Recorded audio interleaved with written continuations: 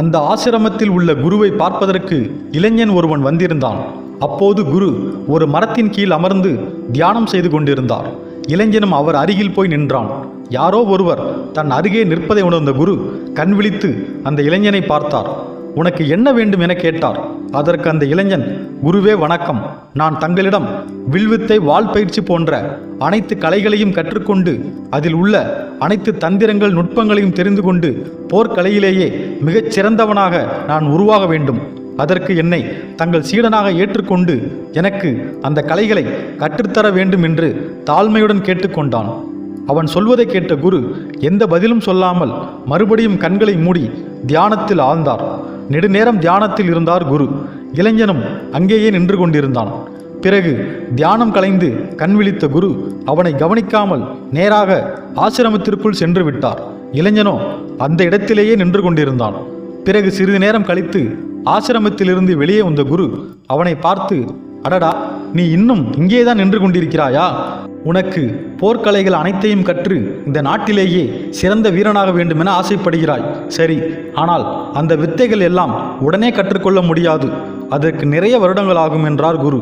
அதற்கு அந்த இளைஞன், குருவே, எத்தனை வருடங்கள் ஆனாலும் பரவாயில்லை, நான் அந்த கலைகளை கற்றுக்கொள்வேன் என்றான். உன் வாழ்நாளில் பாதி நாட்கள் ஆனாலும் ஆகிவிடும் நீ கற்றுக்கொள்வதற்கு என்றார் குரு.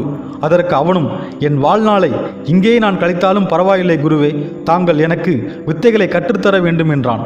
அதற்கு குருவும், சரி, நீ இந்த ஆசிரமத்திலேயே தங்கி இங்குள்ள வேலைகளையும் எனக்கு பணிவிடைகளையும் செய், பிறகு பார்க்கலாம் என்று கூறிவிட்டு தியானத்தில் ஆழ்ந்து விட்டார். அந்த இளைஞனும் ஆசிரமத்தை கூட்டி சுத்தம் செய்வது, சமையல் செய்வது, மாடுகளை கவனித்துக் கொள்வது போன்ற வேலைகளை செய்து கொண்டு அங்கேயே தங்கியிருந்தான். சில மாதங்களும் கடந்தன. ஆனால் குரு அவனுக்கு எந்த வித்தைகளையும் கற்றுக் கொடுக்கவில்லை. அந்த இளைஞனும் குரு தனக்கு கொடுத்த வேலைகளை சரிவர செய்து கொண்டிருந்தான்.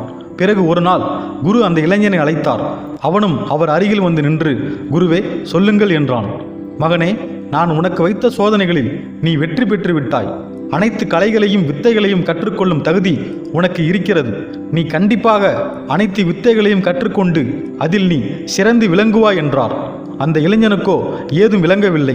குருவே, என்ன சோதனை வைத்தீர்கள்? நான் என்ன வெற்றி பெற்று விட்டேன்? எனக்கு ஒன்றும் புரியவில்லையே என்றான்.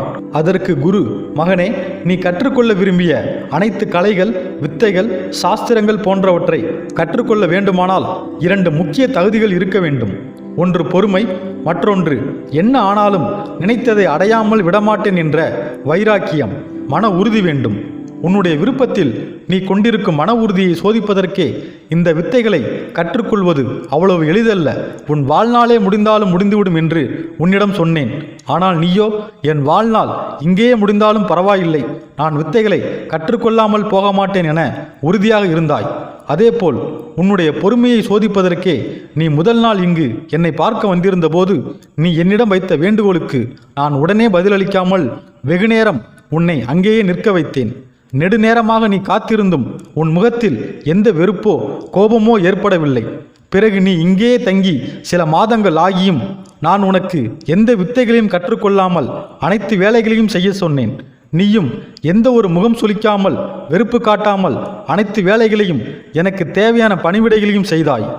எனவே உனக்கு எல்லையற்ற பொறுமையும், நினைத்ததை அடையும் வரை ஓய மாட்டேன், எதற்காகவும் பின்வாங்க மாட்டேன் என்ற மன உறுதியும் இருப்பதை பார்த்தேன். அதனால்தான் உன்னை சீடனாக ஏற்றுக்கொள்கிறேன். இன்றிலிருந்தே பாடத்தை ஆரம்பிக்கலாம் என்றார் குரு. அந்த இளைஞனும் மகிழ்ச்சியுடன் வித்தைகளை கற்றுக்கொள்ள ஆரம்பித்தான். நீங்கள் எந்த ஒன்றை அடைய விரும்பினாலும், நீங்கள் எதில் வெற்றி பெற விரும்பினாலும் உங்களுக்கு முதலில் ஆர்வம் இருக்க வேண்டும். அடுத்து அதை பற்றிய அறிவு, திறமை இருக்க வேண்டும். ஆனால் இவை மட்டும் போதுமா? இவை எல்லாம் இருந்தாலும் பொறுமை என்ற ஒன்று இல்லாவிட்டால் உங்களால் அந்த வெற்றியை அடைய முடியாது. பொறுமை உடையவனால் மட்டுமே கடைசி வரை நிலைத்து நின்று வெற்றிக்கனியை அடைய முடியும். பொறுத்தவனே பூமி ஆள்வான். எட்டி தொடும் வயது இது, ஒரு வெட்டு கத்தி போலிருக்கும். அதிசயம் என்னவென்றால் அதன் இரு பக்கம் கூறியிருக்கும். கனவுக்கு செயல் கொடுத்தால் அந்த சூரியனில் செடி முளைக்கும். புலன்களை அடக்கி வைத்தால் தினம் புது புது சுகம் கிடைக்கும்.